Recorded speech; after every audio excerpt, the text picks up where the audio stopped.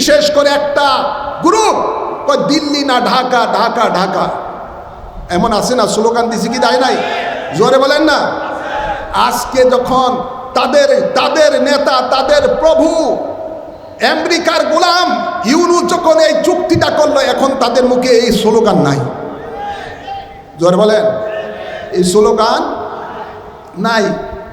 পত্রিকায়, ফেসবুকে দেখা যায় 60 দিনের জন্য অনুমতি দিছে আমেরিকা বাংলাদেশকে, যে তুমি রাশিয়া থেকে তেল কিনতে পারবা। কি গোলামি চুক্তিটা করলো? যা যা করবে সব কিছু আমেরিকার করতে হবে। আমেরিকার কাছে সেন্ট মার্টিন বিক্রি করে দিয়েছে, ভিতরে চট্টগ্রামের বন্দর বিক্রি করে দিয়েছে, বিভিন্ন বন্দর বিক্রি করে দিয়েছে। আজকে এটার জন্য কোনো শব্দ নাই। যারা এদেশের ভালোবাসার কথা বলে, যারা এদেশকে বলে স্বাধীনতার ঘোষক, তারা যারা বলতেছে উমুকের ঘোষক, এই সেই, কোথায় গেল তোমাদের দেশপ্রেম? কোথায় গেল তোমাদের দেশপ্রেম? কেন তোমরা এর বিরুদ্ধে আন্দোলন করো না? আমি এটুকু বলতে চাই আজকের এই দারুল কুরআন মাহফিলকে, বর্তমান সরকারকে বলতে চাই, যদি তোমার মধ্যে বিন্দু মাত্র এই দেশের প্রেম ও ভালোবাসা থাকে, তাহলে অচিরেই আমেরিকার সাথে ইউনূসের গোলামি চুক্তিকে বাতিল করতে হবে এই সংসদের মধ্যে। আল্লাহ তাবারক ওয়া তাআলা পবিত্র কালামে পাকে ইরশাদ করেন, ইয়া আইয়ুহাল্লাযীনা আমানু দুখুলু ফিস-সিলমি কাফা ওয়ালা তাত্তাবিউ খুতুওয়াতিশ শাইতান ইন্নাহু লাকুম আদুউম মুবিন। এই আয়াতে কারীমার মধ্যে আল্লাহ শুধুমাত্র ঈমানদারকে লক্ষ্য করে বলছেন। ইয়া আইয়ুহান নাস বলেন না, ইয়া আইয়ুহাল্লাযীনা আমানু বলেছেন। নাস বলে সমস্ত মানুষগুলো বোঝানো হতো, জাতি বিভিন্ন ধর্মের মানুষের মধ্যে অন্তর্ভুক্ত হতো। এখানে শুধুই মাত্র আল্লাহ ঈমানদারকে লক্ষ্য করে বলছেন এই আয়াতে কারীমার মধ্যে, যে হে ঈমানদারগণ, উদখুলু ফিস-সিলমি কাফা, তোমরা পরিপূর্ণরূপে ইসলামে প্রবেশ করো এবং তোমরা শয়তানের পথ অনুসরণ করো না। নিশ্চয়ই শয়তান হলো তোমাদের স্পষ্ট শত্রু। হ্যাঁ আমার ঈমানদার কারা? ঈমানদার হলো তারা যারা আল্লাহর জাত এবং সিফাতের উপরে পূর্ণাঙ্গ বিশ্বাস রাখেন, সাথে সাথে রসুলে পাকের জাত এবং সিফাতের উপরে পূর্ণাঙ্গ যারা বিশ্বাস রাখেন, তারাই হলেন ঈমানদার। কথা বলছেন না? তো এক কথায় ঈমানদার হলো তারাই যাদের আকীদা আহলে সুন্নাত ওয়াল জামাতের আকীদা। সেই আহলে সুন্নাত ওয়াল জামাতের আকীদা পোষণকারী যারা, তারাই হলেন ঈমানদার। তাদের উদ্দেশ্যে আল্লাহ বলেন, তোমরা পরিপূর্ণরূপে ইসলামের মাঝে প্রবেশ করো। আমাদের ধর্মের নাম হলো ইসলাম, কিন্তু ইদানীংকালে আমরা দেখতে পেলাম তথাকথিত একটা ইসলামী দলের নেতা, কেন্দ্রীয় নেতা বক্তব্যের মধ্যে বলেছেন, ইসলাম ধর্ম কোনো ধর্মই না। আওয়াজ করে বলেন না নাউজুবিল্লাহ। আমাদের ধর্মের নাম হলো ইসলাম, ওই ধর্ম যেই ধর্মের উপরে আল্লাহ রাজি, যেই ধর্ম আল্লাহর কাছে মনোনীত। আল্লাহ তাবারক ওয়া তাআলা বলেন, ইন্নাদ দীনা ইনদাল্লাহিল ইসলাম, আমার নিকটে একমাত্র মনোনীত দিন হলো ইসলাম। ওই ইসলাম, যেই ইসলামকে আল্লাহ তাবারক ওয়া তাআলা মানব জাতির জন্য পরিপূর্ণ করে দিয়েছেন। ঠিক না বাড়ি? আল ইয়াউমা আকমালতু লাকুম দীনাকুম ওয়া আতমামতু আলাইকুম নি'মাতি ওয়া রাদিতু লাকুমুল ইসলাম দীনা। যেই ইসলামকে আল্লাহ তাবারক ওয়া তাআলা মানব জাতির জন্য পূর্ণাঙ্গ করে দিয়েছেন, ওই ইসলাম, যেই ইসলাম আপনার ব্যক্তি জীবনের কথা বলে, যেই ইসলাম আপনার পারিবারিক জীবনের কথা বলে, যেই ইসলাম সমাজ জীবনের কথা বলে, যেই ইসলাম রাষ্ট্র জীবনের কথা বলে, যেই ইসলাম আন্তর্জাতিক পর্যায়ের কথা বলে, যেই ইসলাম ইহকালের কথা বলে, পরকালের কথা বলে। ঠিক না বাড়ি? ইসলাম একটি পূর্ণাঙ্গ জীবন ব্যবস্থার নাম। ইসলাম কি? ইসলাম হলো রসুলে পাকের পূর্ণাঙ্গ জিন্দেগি। ইসলাম আমরা যার মাধ্যমে পেয়েছি, যার মাধ্যমে আমরা ইসলাম পেয়েছি, তিনি হলেন আমাদের আকা ও মাওলা হযরতে মুহাম্মদুর রাসূলুল্লাহ সাল্লাল্লাহু আলাইহি ওয়াসাল্লাম। রাসূলে পাক সাল্লাল্লাহু আলাইহি ওয়াসাল্লামের জিন্দেগিটাই হলো উম্মতে মুহাম্মদের জন্য ইসলামের বাস্তব রূপ। ঠিক না বাড়ি? ভাইরা আমার, কোরআন মজিদ আল্লাহ তাবারক ওয়া তাআলা এর জন্য ঈমানদারের উদ্দেশ্যে বলেন, লাকাদ কানা লাকুম ফি রাসূলিল্লাহি উসওয়াতুন হাসানা, যে নিশ্চয়ই তোমাদের জন্য রয়েছে আমার রাসূলের মাঝে শ্রেষ্ঠ আদর্শ। রাসূলে পাকের আদর্শ কি? মা আয়েশা সিদ্দিকা রাদিয়াল্লাহু তাআলা আনহা বলতেছেন, হে জগতের মানুষ, তোমরা যদি রাসূলে পাকের সিরত আদর্শ সম্বন্ধে জানতে চাও, কোরআন দেখো। কোরআন হলো রাসূলে পাকের জিন্দেগি। তো রাসূলে পাকের জিন্দেগিটাই হলো আমাদের জন্য দিন, আমাদের জন্য ধর্মের অনুসরণ অনুকরণ যাবতীয় সব কিছু। হ্যাঁ আমার, আমাদের নবী আমাদেরকে কি শিক্ষা দিয়েছেন? ইসলামের মহান শিক্ষা আমাদেরকে কি দিয়েছেন? রাসূলে পাক সাল্লাল্লাহু আলাইহি ওয়াসাল্লামের জিন্দেগির কিছু অংশ আমরা মানি, আর কিছু অংশ আমরা মানছি না আজকে মুসলমান জাতি। ঠিক না বাড়ি? ভাইয়েরা আমার, আমরা মনে করি কিছু মুসলমান যে উরুস মাহফিলের মধ্যেই ইসলাম সীমাবদ্ধ, কেউ মনে করি খানকার মধ্যে ইসলাম সীমাবদ্ধ, কেউ মনে করি দরবারের মধ্যে ইসলাম সীমাবদ্ধ, কেউ মনে করি মসজিদের মধ্যে ইসলাম সীমাবদ্ধ, কেউ মনে করি মাদ্রাসার মধ্যে ইসলাম সীমাবদ্ধ। নয় নয়, ইসলাম এর মধ্যে সীমাবদ্ধ নয়। ইসলাম হলো একটা পূর্ণাঙ্গ জীবন ব্যবস্থা, আর সেই জীবন ব্যবস্থাটা আমাদেরকে শিক্ষা নিতে হবে কোরআনের আলোকে, যেহেতু কোরআনই হলো ইসলামের সংবিধান, আর সেই কোরআনের বাস্তব রূপ হলো রাসূলে পাকের জিন্দেগি। রাসূলে পাক সাল্লাল্লাহু আলাইহি সাল্লাম আমাদেরকে শুধু নামাজ শিক্ষা দেন নাই, রোজা শিক্ষা দেন নাই, যাকাত শিক্ষা দেন নাই, হজ শিক্ষা দেন নাই, বরং রাসূলে পাক সাল্লাল্লাহু আলাইহি সাল্লাম দিন আমাদেরকে শিক্ষা দিয়েছেন।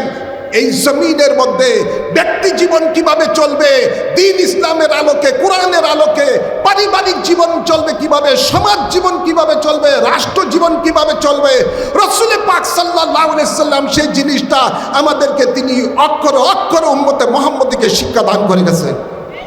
কি বলেন? আওয়াজ করে বলেন না।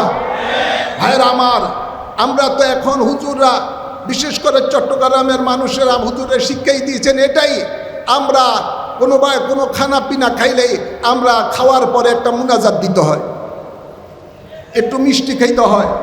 আমরা এই ধরনের কিছু শিক্ষা ইসলামের থেকে মনে হয় এটাই আমাদের নবী আমাদেরকে শিক্ষা দিয়েছেন। কিন্তু রাসূলে পাক সাল্লাল্লাহু আলাইহি সাল্লাম তিনি আমাদেরকে যে একটা গুরুত্বপূর্ণ শিক্ষা দিয়েছেন যে আল্লাহর জমিনে আল্লাহর দ্বীন কায়েম করতে হবে। জোরে বলেন না। যেটা রাসূলে পাকের একটা বলংশ শিক্ষার, যে রাসূলে পাক উম্মতকে শিক্ষা দিয়েছেন যে কোরআনের রাজ বাংলার জমিনে মানে এই জমিনে কায়েম করতে হবে। যেহেতু আল্লাহ তাবারক ওয়া তাআলা বলেন, ইনিল হুকমু ইল্লা লিল্লাহ, এই জমিন আমার, এই জমিনের মধ্যে রাজ চলবে আমি আল্লাহ। জোরে বলেন না।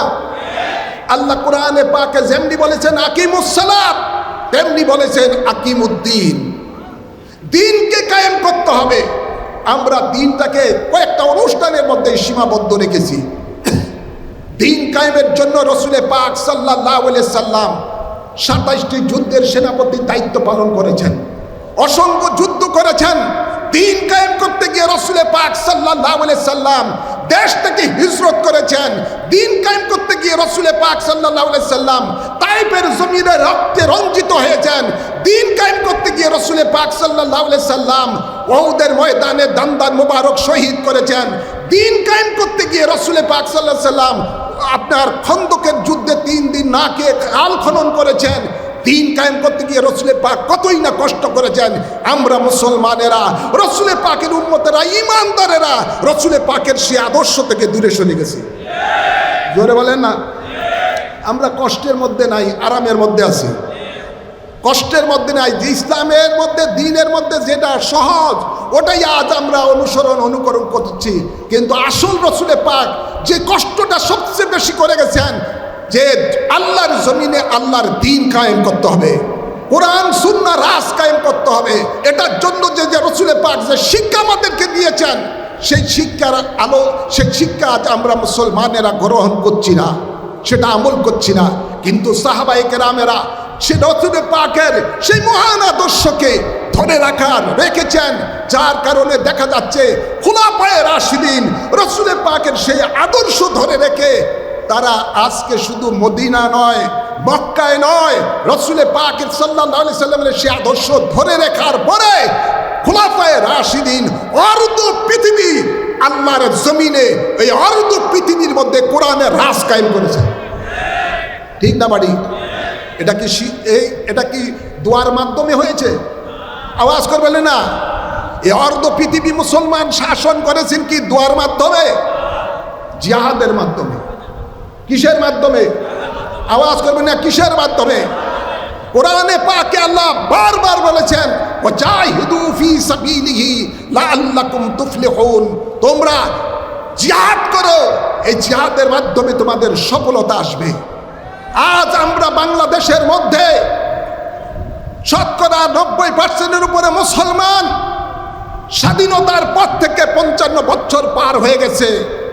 আজকে বাংলাদেশের মুসলিম অধ্যুষিত দেশের মধ্যে আমরা আজকে রাসূল পাকের সেই সুন্নাহকে ছেড়ে দেওয়ার কারণে, খুলাফায়ে রাশিদিনের সেই সুন্নাহকে ছেড়ে দেওয়ার কারণে বাংলায় স্বাধীন সার্বভৌম বাংলাদেশকে নিয়ে বারবার এক শ্রেণীর হায়েনারা, বাংলাদেশের মধ্যে শকুনেরা বারবার হামলা করছে।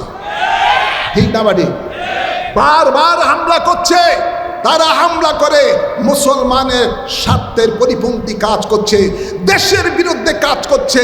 রাসূল পাক সাল্লাল্লাহু আলাইহি সাল্লাম বলেছেন, হুব্বুল ওয়াতান মিনাল ঈমান, দেশকে ভালোবাসা ঈমানের অঙ্গ। আমরা কি আদৌ সেই দেশকে ভালোবাসি? আজকে যারা বাংলাদেশের মধ্যে রাজনীতি করেন, এদের মধ্যে দেখা যায় কোন নেতাদের মধ্যে তারা মুখের মধ্যেই শুধু দেশপ্রেমের কথা, বাস্তবে তাদের দেশপ্রেমের কিছুই নাই। ক্ষমতায় গেলে তাদের চরিত্র দেখা যায় যে তাদের মধ্যে কোনো দেশপ্রেমের কোনো বিন্দু মাত্র লেশ মাত্র নাই। আজকে এরা কোরআন সুন্নাহর বহির্ভূত সমাজ ও রাষ্ট্রে চালনা করার কারণে, কোরআনের রাজ কায়েম না করে ব্যক্তি বিশেষের মতাদর্শ নিয়ে যখন দেশ ও সমাজ যখন চালায়, তখন দেখা যায় বাংলাদেশের মানুষের আপনার রাষ্ট্রীয় সম্পদ, মানুষের সম্পদ নিয়ে তারা ছিনিমিনি খেলছে। এ পর্যন্ত যারাই ক্ষমতায় এসেছে বাংলাদেশের মধ্যে আমরা দেখতে পাই প্রত্যেকটাই কোরআন সুন্নাহর বিপরীত মতাদর্শ নিয়ে তারা ক্ষমতায় এসেছে। আসার পরে বাংলাদেশ থেকে হাজার হাজার কোটি টাকা লুটপাট করে বিদেশে পাচার করে দিয়েছে। ঠিক না বাড়ি? হ্যাঁ, আমার সবচেয়ে বেশি আশ্চর্যর ব্যাপার, স্বাধীনতার পর থেকে যত দল, যত আপনার গ্রুপ বাংলাদেশের ক্ষমতার মধ্যে এসেছে, এরা যত লুটপাট করেছে তার থেকে সবচেয়ে বেশি জঘন্য বাংলাদেশের মধ্যে লুটপাট করেছে তথাকথিত অন্তর্বর্তীকালীন সরকার, ইউনূস সরকার। কথা বোঝেন নাই? ইউনূস সরকার, এই ইউনূস সরকার হলো আমেরিকার একটা পুতুল সরকার। এই সরকার ক্ষমতার মধ্যে এসে আমেরিকার ট্যাক্সেশনে তারা ক্ষমতায় বসে এসে বাংলাদেশটাকে লুটপাট করে খাওয়ার পরে নির্বাচনের 3 দিন আগে একটা গোলামি চুক্তি করে গেছে। জোরে বলেন না। এমন একটা গোলামি চুক্তি করে গেছে যেটা অতীতে কোনো সরকার করে নাই। আর এই গোলামি চুক্তিটাই এটাই যে বাংলাদেশের থেকে স্বাধীনভাবে বাইরের থেকে বাংলাদেশের কোনো সরকার কোনো জিনিস কিনতে পারবে না। যত কিছু কিনতে হয় আমেরিকার পারমিশন নিয়ে কিনতে হবে। যার জন্য এখন তেলের সংকট। আমাদের বাণিজ্য মন্ত্রী আমেরিকার রাষ্ট্রদূতের কাছে ধর্ণা দিয়ে যায় পারমিশন নেওয়ার জন্য। 30 লক্ষ শহীদের বিনিময়, রক্তের বিনিময় যে স্বাধীনতা অর্জন হয়েছে, এই জন্যই হয়েছে, আমেরিকার গোলামি করার জন্য। জোর বলুন, আমেরিকার গোলামি করার জন্য। বিশেষ করে একটা গ্রুপ, দিল্লি না ঢাকা, ঢাকা ঢাকা, এমন আছে না, স্লোগান দিছি কি দেয় নাই? জোরে বলেন না। আজকে যখন তাদের নেতা, তাদের প্রভু আমেরিকার গোলাম ইউনূস যখন এই চুক্তিটা করলো, এখন তাদের মুখে এই স্লোগান নাই। জোরে বলেন, এই স্লোগান নাই। পত্রিকায় ফেসবুকে দেখা যায় 60 দিনের জন্য অনুমতি দিছে আমেরিকা বাংলাদেশকে, যে তুমি রাশিয়া থেকে তেল কিনতে পারবা। কি গোলামি চুক্তিটা করলো? যা যা করবে সব কিছু আমেরিকার করতে হবে। আমেরিকার কাছে সেন্ট মার্টিন বিক্রি করে দিয়েছে, ভিতরে ভিতরে চট্টগ্রামের বন্দর বিক্রি করে দিয়েছে, বিভিন্ন বন্দর বিক্রি করে দিয়েছে। আজকে এটার জন্য কোনো শব্দ নাই। যারা এদেশের ভালোবাসার কথা বলে, যারা এদেশকে বলে স্বাধীনতার ঘোষক, তারা যারা বলতেছে উমুকের ঘোষক, এই সেই কোথায় গেল তোমাদের দেশপ্রেম? কোথায় গেল তোমাদের দেশপ্রেম? কেন তোমরা এর বিরুদ্ধে আন্দোলন করো না? আমি এটুকু বলতে চাই আজকের এই দারুল কুরআন মাহফিলকে, বর্তমান সরকারকে বলতে চাই, যদি তোমার মধ্যে বিন্দু মাত্র এই দেশের প্রেম ও ভালোবাসা থাকে, তাহলে অচিরেই আমেরিকার সাথে ইউনূসের গোলামি চুক্তিকে বাতিল করতে হবে এই সংসদের মধ্যে। আমরা গোলামি করতে বাংলাদেশের মানুষ শিখে নাই। বাংলাদেশ স্বাধীন, মানুষের জনগণ হলো স্বাধীন চেতা মানুষ। এই বিশেষ করে আপনার এই দেশের মানুষ 30 লক্ষ মানুষ শহীদ হয়েছে এই গোলামির জন্য নয়, স্বাধীনভাবে নিজের অধিকারকে প্রতিষ্ঠা করার জন্য এই দেশের মধ্যে স্বাধীনতা লাভ করেছে। 2 লক্ষর উপরে মা বোনের ইজ্জত দিয়েছে এই দেশের মধ্যে স্বাধীনতার জন্যই। তাই আমি বলবো, এই সংসদের মধ্যে, এই অধিবেশনের মধ্যেই এই গোলামি চুক্তি বাতিল চাই। আমরা চাই কি চাই না? আওয়াজ করবেন না, চাই কি চাই না?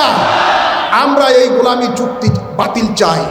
বিশেষ করে ইউনূসের আমলে, সরকারের আমলে যতগুলি অধ্যাদেশ জারি হয়েছে, যদি সেগুলো দেশের স্বার্থের পরিপন্থী হয়, মানুষের দেশে বাংলাদেশের মানুষের কল্যাণের বিরুদ্ধে যতগুলো আপনার অধ্যাদেশ জারি করা হয়, তাহলে এটা কোনো অবস্থায় যেন এই সরকার সেটা পাশ না করে।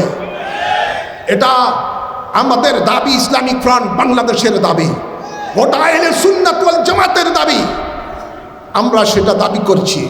আর না হয় সোজা আঙ্গুলে যদি ঘি না উঠে বেকা করতে হয়। কি করতে হবে? বেকা করতে হবে।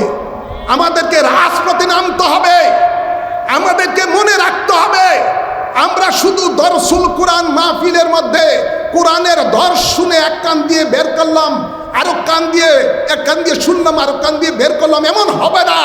কোরআন সুন্নাহ রাজ কায়েমের জন্য যদি প্রয়োজন হয়, আমাদেরকে আরেকবার মুক্তিযুদ্ধের মতো হাতিয়ার হাতে নিতে হবে। আমাদেরকে আবারও রাজপথে নামতে হবে, আবারও এই দেশকে সত্যিকার রূপে গোলামি মুক্ত করতে হবে। এদেশের মধ্যে কোরআন সুন্নাহ প্রেমিকদেরকে ক্ষমতায় আসতে হবে। হ্যাঁ, মনে রাখবেন, কোরআনে পাকে আল্লাহ ঘোষণা দিয়েছেন, ইন্নাল্লাহ আশতারা মিনাল মুমিনিনা আনফুসাহুম ওয়া আমওয়ালাহুম বিআন্না লাহুমুল জান্নাহ ইউকাতিলুনা ফি সাবিলি ফায়াকতুলুনা ওয়া ইউকতালুন। আমাদের কোনো কিছুই নাই। এদেশের 90% উপরে মুসলমান। আমরা যেই দিন কলেমা পড়ে আল্লাহ রাসূলের উপরে ঈমান এনেছি, সেই দিন এই জানের মালিক আমরা নই। এই জানের মালিক হলেন আল্লাহ। এই মালের মালিক আমরা নই, এই মালের মালিক হলেন আল্লাহ। আমরা সেগুলো কোরবানি করে দিয়েছি।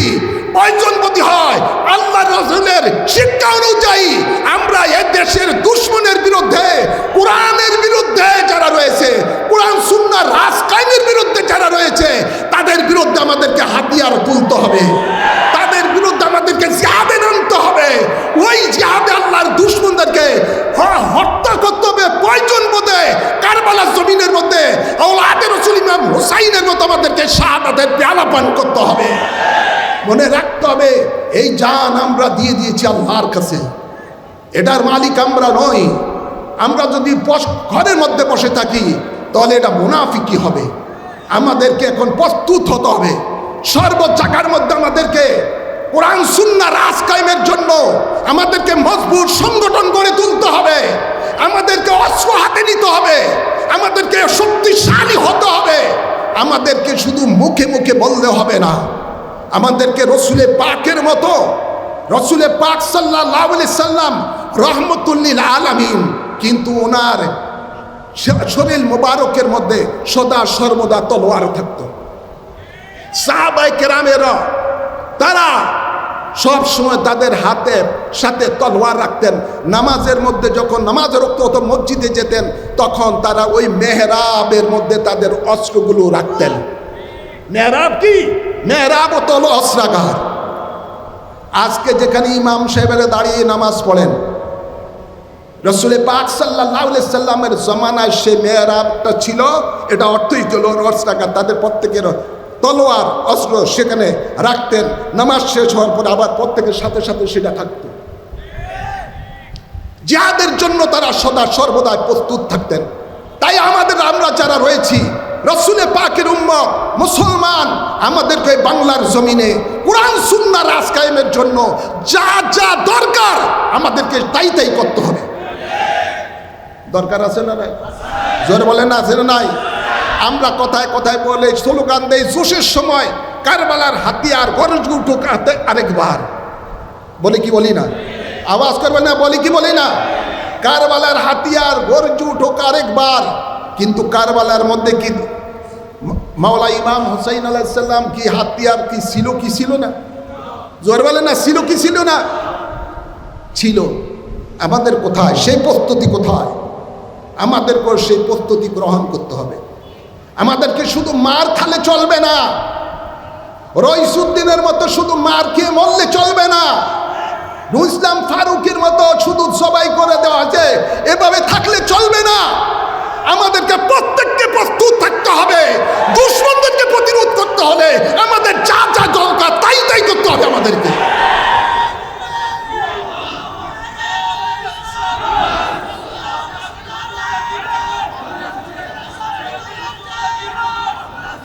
আপনাদেরকে শুধু এটুকুই বলবো, আর লম্বা আলোচনা করছি না, এটুকুই বলবো, আমাদেরকে রসুলে পাকের সুন্নাহকে অনুসরণ করতে হবে। খোলাফায়ে রাশিদিনের সুন্নাহকে অনুসরণ করতে হবে। ওনারা শুধু হাত পা গুটিয়ে থাকেন নাই, ওনারা জিহাদ করেছেন। জিহাদের মাধ্যমে আমাদেরকে আল্লাহর জমিনে আল্লাহর দ্বীনকে কায়েম করতে হবে। শুধু ওয়াজের মাধ্যমে করলে চলবে না, দরসুল কোরআন মাহফিলের মাধ্যমে শুধু চলবে না। আমাদেরকে যা যা দরকার জিহাদের জন্য তাই তাই আমাদেরকে প্রস্তুত হতে হবে। দেশকে এভাবে আর হায়েনাদের কাছে আমাদেরকে বারবার বিকিয়ে দেওয়া বা সোপর্দ করলে চলবে না। এই হায়েনাদের থেকে আমাদেরকে দেশকে উদ্ধার করতে হবে। আজ বাংলাদেশটা অত্যন্ত ভয়াবহ অবস্থা যাচ্ছে, অর্থনৈতিকভাবে করুণ অবস্থা যাচ্ছে। আজকে মানুষ বুঝছে দেশের অবস্থাটা কি আছে। অত্যন্ত খারাপ অবস্থার সামনে আরও আসতেছে। বারবার যদি আমরা ধোঁকার মধ্যে পড়ে যাই তাহলে এটা তো হতে পারে না। এর জন্য জবাবদিহি করতে হবে আল্লাহর দরবারে। যাই হোক, আমাদেরকে দ্বীনের মধ্যে দ্বীন, আল্লাহর যে দ্বীন, এই দ্বীনটাই আমরা পেয়েছি রসুলে পাকের মহান আদর্শের মাধ্যমে। রসুলে পাকের মহান আদর্শই হলো দ্বীন। সেই দ্বীনকে আমাদেরকে পরিপূর্ণরূপে প্রবেশ করতে হবে, সেই দ্বীনকে আমাদেরকে পরিপূর্ণরূপে ধারণ করতে হবে। আর আরেকটি কথা বলতে চাই, এটাই, যে কোনো একজন সংসদ সদস্য আলোচনা করেছিলেন, প্রস্তাব করেছিলেন সংসদের মধ্যে যে রসুলে পাক সাল্লাল্লাহু আলাইহি সাল্লামের শানে কটূক্তি যারা করবে আইন করতে হবে, তার সর্বোচ্চ তার শাস্তির আইন করতে হবে। সংসদে উত্থাপন করেছেন। যারা যারা ইসলামের অনেক প্রিয় প্রিয় ব্যক্তি রয়েছেন ওনারা দেখা যায় চুপচাপ। একজনই বলছে আর কেন, আর কেউ তার সাড়া দেয় নাই। যারা বলেছেন আল্লাহর আইন চাই, সৎ লোকের শাসন চাই, ওনারাও দিয়ে চুপচাপ। এটার মধ্যে কোনো আলোচনা নাই, ঠিক না ভাই? আলোচনা নাই। তা আমরা সুন্নি জামাতের পক্ষ থেকে ওই সংসদ সদস্যকে ধন্যবাদ জানাই। তিনি আমাদের মনের কথাটাই তিনি বলেছেন। আমরা চাই এদেশের সকল নবী প্রেমিক, অলি প্রেমিক, আমরা সকলের এটাই দাবি, বাংলাদেশের মধ্যে যেন রাষ্ট্রীয়ভাবে আইন হয়ে যায়, রসুলে পাকের শানে যারাই কটূক্তি করবে তার সর্বোচ্চ শাস্তি মৃত্যুদণ্ড করা হোক, এই আইন পাশ করা হোক। এটা এই দাবি আমাদের আহলে সুন্নাত ওয়াল জামাতের দাবি, এই দাবি ইসলামিক ফ্রন্ট বাংলাদেশের দাবি, এই দেশের সকল সুন্নি জনতার দাবি। এই বলেই আমি সকলকে আজকের এই দরসুল কোরআন মাহফিলের আয়োজন যারা করেছেন, বিশেষ করে খুদ্দামুন নাস এই সংগঠনকে আমি আন্তরিক মোবারকবাদ জানাচ্ছি। যারা এর মধ্যে বিভিন্নভাবে সহযোগিতা করেছেন, অর্থ দিয়ে, শারীরিকভাবে, মানসিকভাবে, সকলকেই আপনাদের উত্তরোত্তর সমৃদ্ধ কামনা করছি। এবং যারা শ্রোতারা উপস্থিত হয়েছেন এই গরমের মাঝে কষ্ট করে, আপনাদের সকলকে আন্তরিক মোবারকবাদ, ধন্যবাদ জানিয়ে আমার সংক্ষিপ্ত বক্তব্য এখানেই সমাপ্ত করছি। আল্লাহ হাফেজ। আসসালামু আলাইকুম ওয়া রাহমাতুল্লাহি ওয়া বারাকাতুহু।